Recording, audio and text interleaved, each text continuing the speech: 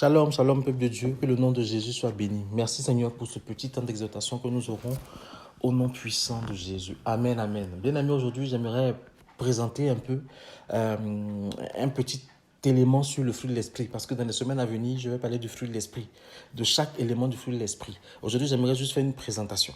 Amen. On est enfant de Dieu et on sait, en tant qu'enfant de Dieu, que les humains que nous sommes, on est comme les animaux, au fait, avec quelque chose qui est inné en nous, qu'on appelle l'instinct de survie. Amen. L'instinct de survie, c'est ce comportement-là qu'on a, qui nous permet de nous défendre quand on est agressé ou quand on se sent agressé ou quand on est attaqué, et ce, quel que soit ce que ça va coûter, quel que soit qui on va tuer, quel que soit qui on va écraser.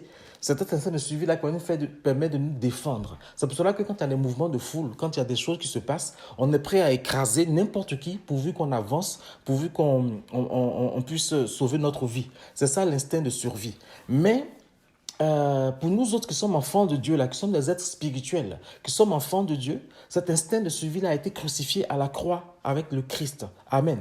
Et cet instinct de survie là, c'est ce qu'on appelle aussi l'instinct animal. Et quand Jésus est mort à la croix, il a crucifié notre partie charnelle, donc notre partie animale. Et s'il a crucifié ça, c'est pour que le fruit de l'esprit puisse se manifester. C'est pour que nous puissions avoir un comportement qui reflète le caractère du Christ. C'est pour que nous soyons remplis de l'esprit qui va produire en notre âme, en notre cœur, le fruit de l'esprit. Amen, amen.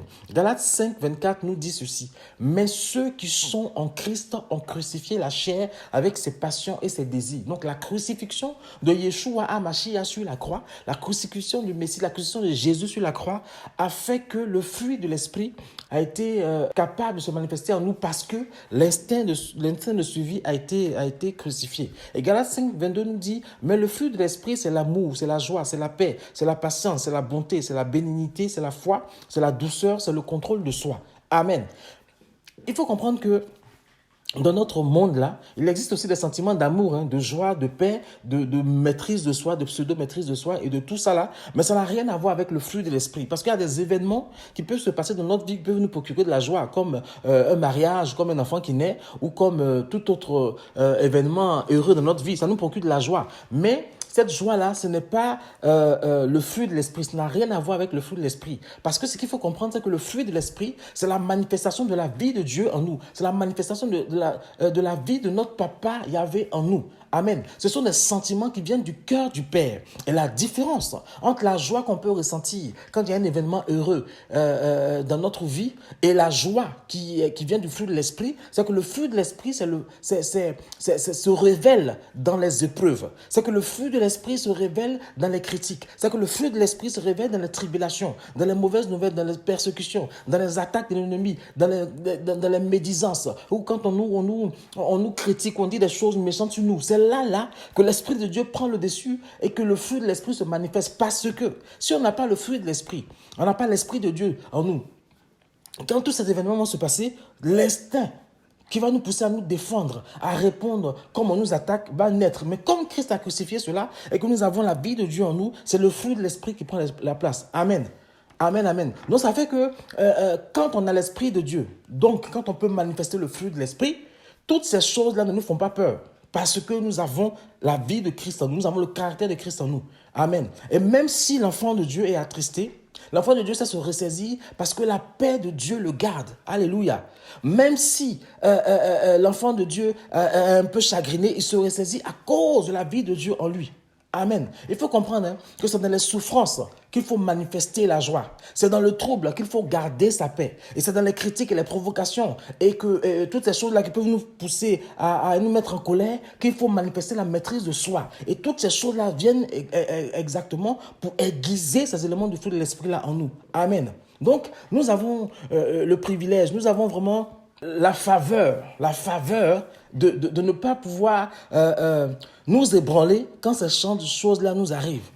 Quand les non-enfants de Dieu sont abattus, eux, ils vont trembler, ils vont avoir du chagrin et ils vont perdurer dans cela. Mais quand nous, qui sommes enfants de Dieu, nous sommes dans des problèmes, nous sommes abattus, on a l'Esprit de Dieu qui nous aide. Parce que les fruits qu'il a déposés en nous, c'est ça qui va se manifester. La Bible dit que ceux qui ont le fruit de l'Esprit se réjouissent, car Jésus est leur joie. Amen, amen. La joie du Seigneur sera notre force. Alléluia, c'est ce que nous dit la Bible.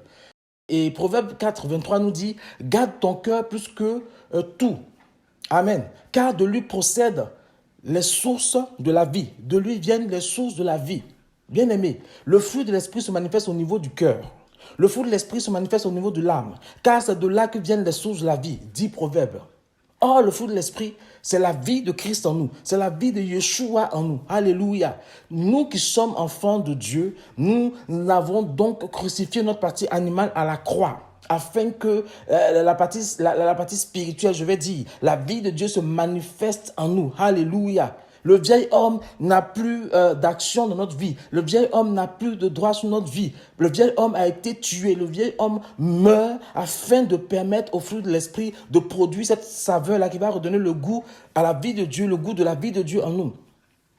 Ce goût de la vie de Dieu-là va aussi impacter les âmes autour de nous, afin que les âmes autour de nous puissent comprendre qu'on a quelque chose, on a quelqu'un qu'ils n'ont pas. Yeshua HaMashiach. Non, ce n'est pas notre comportement, ce n'est pas notre manière de manifester le fruit de l'Esprit que aussi autour de nous, des gens seront impactés. Que le nom de Jésus soit béni.